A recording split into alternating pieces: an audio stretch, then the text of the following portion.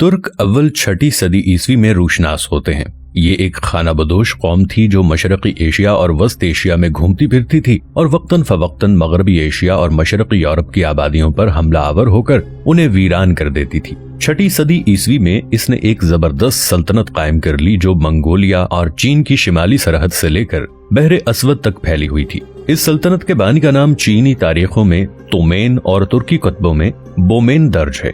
تومین 552 عیسوی میں مر گیا۔ اس کے بھائی نے، جس کا نام استامی تھا، مغرب میں فتوحات حاصل کی۔ دونوں بھائی الگ الگ حکومتوں پر حکمران تھے۔ اہل چین ان حکومتوں کو شمالی ترکوں کی سلطنت اور مغربی ترکوں کی سلطنت کہتے تھے۔ 1 صدی ہجری یعنی 7ویں صدی عیسوی میں ان دونوں حکومتوں کو سلطنت چین کی اطاعت قبول کرنا پڑی، لیکن 63 ہجری یعنی 682 عیسوی میں شمالی ترکوں نے چین کی فرمانروائی سے آزاد ہو کر اپنی سابق خود اختیاری پھر حاصل کر لی۔ کتبات اور خان جو منگولیا کے دریائے اور خان کے نام سے منسوب ہیں اور ترکی زبان کی قدیم ترین یادگار ہیں، ترکوں کی اسی شمالی سلطنت سے تعلق رکھتے ہیں۔ یہ سلطنت 744 عیسوی تک قائم رہی۔ مغربی ترکوں میں ترگیش کا قبیلہ سب سے زیادہ ممتاز تھا۔ اس کے سرداروں نے 1 ہجری یعنی 7ویں عیسوی کے آخر میں خاقان کا لقب اختیار کر لیا تھا، لیکن 737 عیسوی میں عربوں نے نصر بن سیار کی قیادت میں ترگیش کی حکومت کا خاتمہ کر دیا۔ اب سوال پیدا ہوتا ہے کہ ترک اسلام میں کیسے داخل ہوئے؟ ترکوں اور عربوں کے تعلقات 1 صدی ہجری میں ولید اول کے عہد خلافت سے شروع ہوئے۔ اسی عہد میں قتیبہ بن مسلم نے پقیز، بخارا، سمرقند، خوارزم، خیوا، فرغانہ، شاش یعنی تاشقند اور کاشغر کے ترکی علاقے فتح کر کے وہاں اسلامی حکومت قائم کی، لیکن ان فتوحات کا اثر ترکوں کے قبول اسلام پر بہت کم پڑا اور وہ بدستور بت پرستی کرتے رہے۔ البتہ سمرقند میں قتیبہ کی بت شکنی نے بت پرستی کا خاتمہ بھی کر دیا۔ جبکہ قتیبہ وہاں پہنچا تو اسے بہت سے بت خانے نظر آئے جن کی نسبت عام طور پر یقین کیا جاتا تھا کہ ان کے ساتھ بے ادبی کرنے والا فوراً ہلاک ہو جائے گا۔ قتیبہ نے ان بت خانوں میں آگ لگا دی مگر اس پر کچھ آنچ نہ آئی۔ یہ دیکھ کر بت پرستوں نے اسلام قبول کر لیا۔ حضرت عمر بن عبدالعزیز رضی اللہ تعالی عنہ نے اپنے مختصر عہد خلافت یعنی 99 ہجری سے 101 ہجری بمطابق 720 عیسوی سے 717 عیسوی میں اشاعت اسلام کی خاص طور پر کوشش کی، تو من جملہ اور ممالک کے انہوں نے ماورن نہر کے ترک بادشاہوں کو بھی اسلام کی دعوت دی اور ان میں سے بعض اسلام لائے۔ پھر عبداللہ ابن معمر اللشکری کو دعوت اسلام کے لیے ماورن نہر بھیجا اور وہاں کے بعض قبیلے مسلمان ہو گئے۔ اس کے بعد خلیفہ ہشام کے عہد 105 سے 125 ہجری میں ابو سعیدہ کی تبلیغ سے ماورن نہر کے لوگ کثرت سے اسلام میں داخل ہوئے۔ سمرقند اور بخارا وغیرہ سے جو ترکستان کے علاقے تھے، جزیہ اور خراج کی رقمیں بیت المال سے آتی تھیں۔ خراج کے سلسلے میں ترکستان سے لونڈیاں اور غلام بھی بھیجے جاتے تھے جو رفتہ رفتہ اسلام قبول کرنے لگے۔ پھر بھی معتصم باللہ کی خلافت، جو کہ 833 سے 842 عیسوی تک ترکوں میں اسلام کی اشاعت عام طور پر نہ ہو سکی۔ سب سے پہلے خلیفہ منصور نے ترکوں کو فوج میں بھرتی کرنا شروع کیا، لیکن اس کے عہد میں ان کی جماعت بہت قلیل تھی اور فوج اور حکومت میں صرف عربوں اور ایرانیوں کا اقتدار تھا۔ ہارون الرشید کے زمانہ خلافت میں اہل عرب اور اہل روس کے درمیان جو حریفانہ کشمکش پیدا ہوئی، اس نے امین کے زوال کے ساتھ عربوں کی قوت کا بھی خاتمہ کر دیا، اور مامون کے عہد میں جس کی ماں ایرانیوں نسل تھی، ایرانیوں کا زور بہت بڑھ گیا۔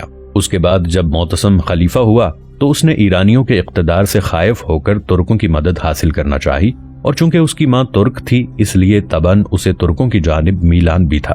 چنانچہ اس نے ہزاروں ترک غلام خرید کر انہیں اسلامی تعلیم اور فوجی تربیت دی، اور اب فوج میں ترکوں کی تعداد اور قوت تیزی کے ساتھ بڑھنے لگی۔ گبل لکھتا ہے کہ معتصم نے جو اس خطرناک مثال کا سب سے پہلا بانی ہے، 50,000 سے زیادہ ترکوں کو دارالخلافت میں لا کر آباد کیا۔ اس نے ان کے لیے طلا کا ریشمی لباس تجویز کیا اور زرعی پٹکے وردی میں شامل کیے، جس کی وجہ سے ترکی دستے دوسری فوجوں سے ممتاز معلوم ہوتے تھے۔ ہر سال ہزاروں ترک غلام پایہ تخت میں لائے جاتے تھے۔ ان میں سے کچھ محافظ شاہی دستے میں شامل کیے جاتے تھے اور باقی فوج میں بھرتی ہوتے تھے۔ جو اپنی قابلیت میں زیادہ ممتاز ہوتے تھے وہ فوجوں کے سپہ سالار مقرر کیے جاتے تھے۔ جوں جوں ترکوں کی قوت فوج میں بڑھتی گئی، عربی دستے کم ہوتے گئے۔ ترکوں کو چونکہ خلیفہ کی خاص سرپرستی حاصل تھی، اس لیے وہ کسی کی پرواہ نہیں کرتے تھے اور بغداد کی سڑکوں پر بے تحاشا گھوڑے دوڑاتے تھے، جس سے اکثر عورتیں اور بچے ٹکرا کر زخمی ہو جاتے اور بعض اوقات مر بھی جاتے تھے۔ اس لیے بغداد کے باشندے ان کے مظالم سے بہت جلد عاجز آ گئے۔ جب معتصم کے پاس ان کی شکایتیں کثرت سے پہنچنے لگیں تو اس نے فیصلہ کیا کہ ترکوں کے لیے بغداد سے باہر ایک چھاونی بنائی جائے۔ اس غرض کے لیے اس نے سامرا کا مقام پسند کیا جو بغداد سے تقریباً 60 میل کے فاصلے پر واقع تھا۔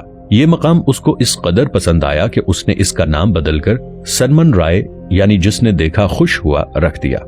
فوجی بارکوں کے علاوہ خلیفہ اور وزراء کے لیے بھی عالی شان محل تعمیر کیے گئے، اور چونکہ معتصم نے بغداد کا قیام ترک کر کے اپنی ترک سپاہ کے ساتھ سامرا میں رہنا شروع کر دیا تھا، اس لیے رعایا کے ہر طبقے کے لوگ اسی نئے شہر میں آ کر آباد ہونے لگے اور تھوڑے ہی دنوں میں سامرا ایک نہایت پر رونق شہر بن گیا۔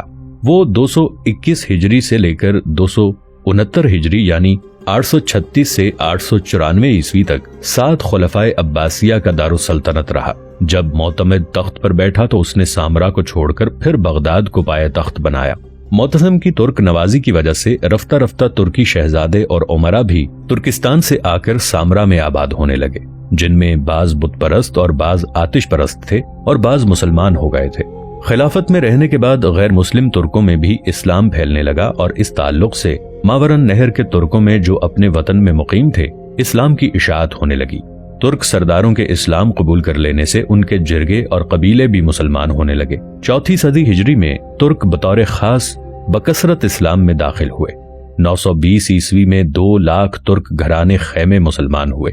ابن اسیر کا بیان ہے کہ ماورن نہر کی ایک ترکی قوم کے 10,000 گھرانے جو بلا ساغون اور کاشغر کے نواح میں اسلامی علاقوں پر دھاوے مارا کرتے تھے، سفر 335 ہجری میں اسلام لائے۔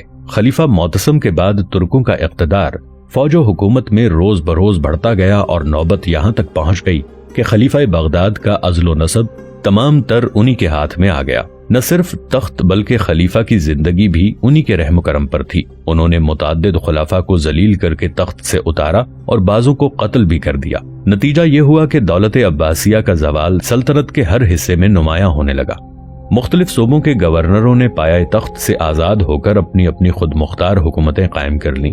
مثلاً ایرانی گورنروں نے خراسان میں طاہریہ، فارس میں صفاریہ، ماورن نہر میں سامانیہ، آذربائیجان میں ساجیہ اور جرجان میں زیاریہ کی جداگانہ حکومتیں قائم کر لی۔